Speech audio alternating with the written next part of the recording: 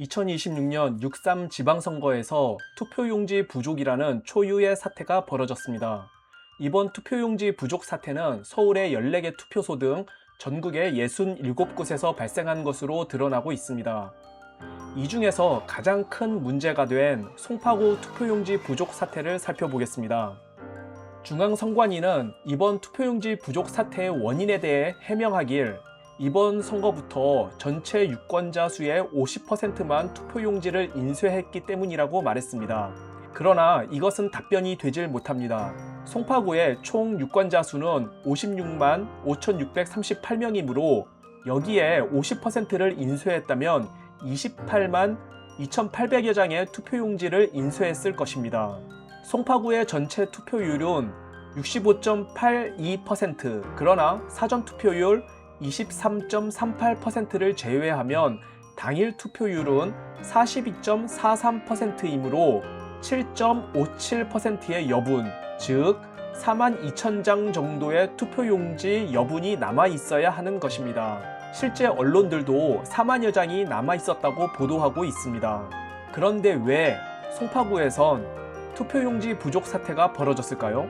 42,000여 장이나 여분이 있었는데 말이죠. 중앙선관위는 해명하길 송파구 선관위가 투표용지 전부를 각 동 지역에 배포하지 않고 10% 안팎을 예비용으로 송파구 선관위 사무실에 남겨놨기 때문이라고 말했습니다. 그렇다면 또 의문이 생깁니다. 송파구 선관위는 사무실에 보관되어 있는 그 여분의 10%의 투표용지를 투표용지가 부족한 각 동의 투표소들에 빨리 갖다 줬으면 해결되지 않았겠습니까? 왜 그 여분의 10%의 투표용지를 각 동의 투표소들에 갖다 주지 않았을까요? 송파구의 여러 동의 투표소들이 투표용지가 부족하다고 보고한 시간은 3일 오전 11시경부터였습니다. 그러나 송파구 선관위는 100명분이 남을 때까지 기다리라고 답변했습니다. 오후 2, 3시가 되자 송파구의 여러 투표소들은 긴급하다고 보고했고 드디어 오후 4시가 되자 투표용지가 완전히 동이 나며 투표를 못하는 투표소들이 발생하기 시작했습니다. 즉, 처음 투표용지 부족을 보고한 오전 11시부터 실제로 투표용지가 동이 나기 시작한 오후 4시까지 5시간의 해결할 여유가 있었단 말이죠. 송파구 선관위 사무실에서 이번에 가장 크게 문제가 된 잠실 7동 제2투표소까지는 차로 15분 거리밖에 안 됩니다. 멀어서 못 갖다 줬다고 변명할 수가 없단 말입니다. 투표용지 부족을 최초로 보고한 오전 11시에 서둘러서 투표용지를 갖다 줬다면 아무런 문제가 생기지 않았을 거란 말이죠. 그렇다면 여기서 심각한 의문이 발생합니다. 과연 송파구 선관위 사무실엔 그 10%의 여분의 투표용지들이 실제로 보관되어 있었을까? 라는 의문입니다. 저의 판단으로는 송파구 선관위 사무실에는 그 10%의 여분의 투표용지들이 없었을 거라고 생각합니다. 있었다면 갖다 줬겠죠. 없었기 때문에 가까운 거리에 있는 잠실 7동 제2투표소에도 투표용지를 갖다 줄 수 없었던 것이라고 저는 판단합니다. 그렇다면 그 10%의 여분의 투표용지들의 행방이 이번 사건의 핵심이 되겠습니다. 저는 그 10%의 여분의 투표용지들은 다른 목적으로 어딘가로 보내졌을 가능성이 크다고 판단합니다.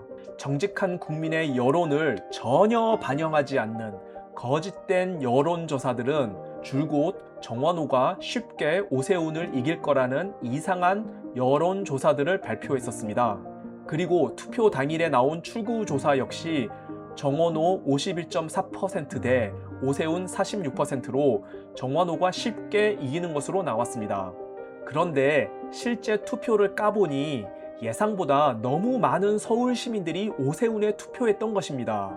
여러분, 투표 보정값이라고 들어보셨습니까?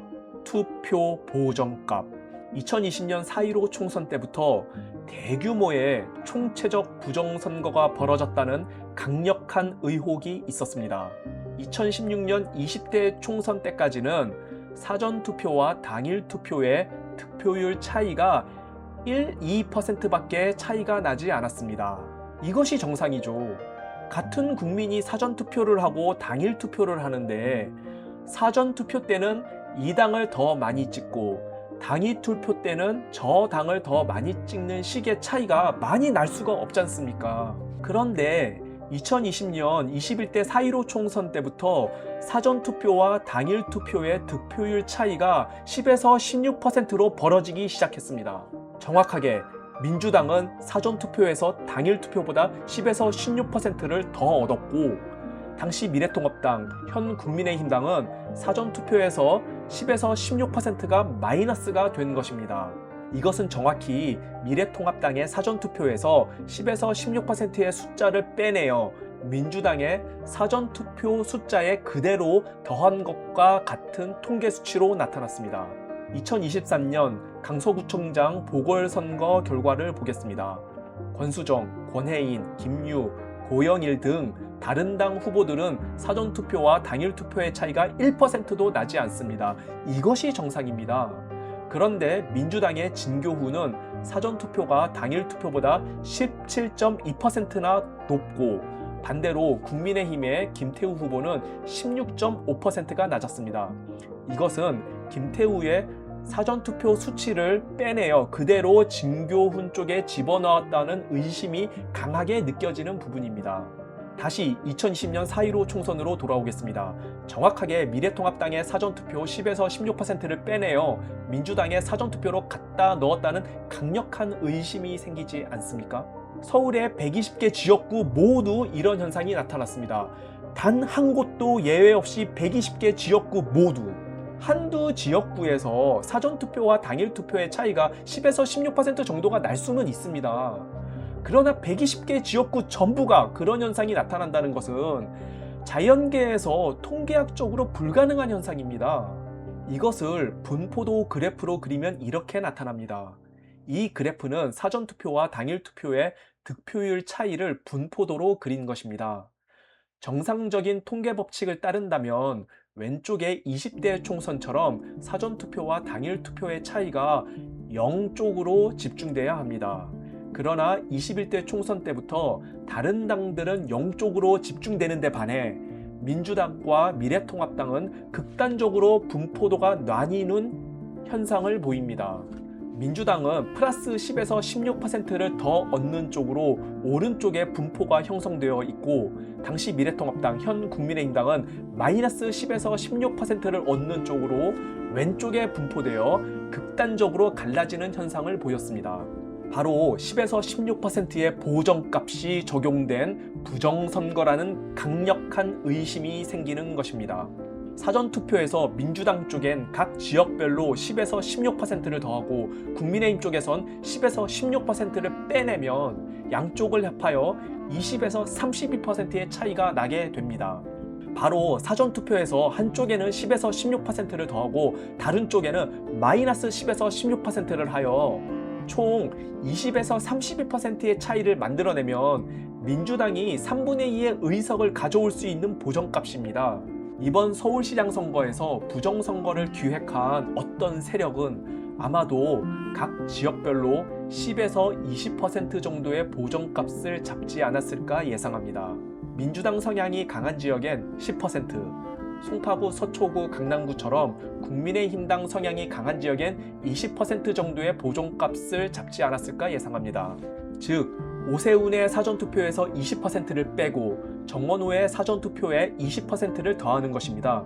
그리하여 사전투표에서 40%의 차이를 만들어내면 출구조사를 발표한 정원호 51% 대 오세훈 46%의 5% 차이 당선 결과를 만들 수 있는 사전투표 보정값이 아마도 정원호 플러스 20%, 오세훈 마이너스 20%였을 것입니다.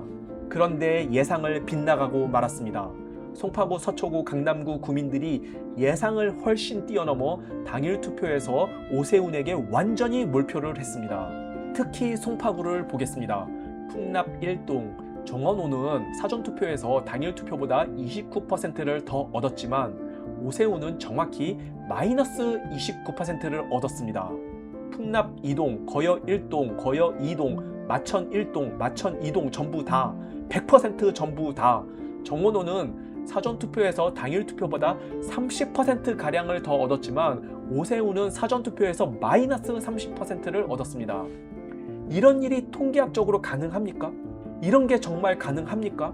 이 자료는 중앙선관위 홈페이지에 올라온 자료를 그대로 가져와서 정리한 것인데요. 저도 이렇게 정리하면서 제 눈을 믿지 못했습니다. 이것은 너무나 노골적인 수치 조작이었기 때문입니다.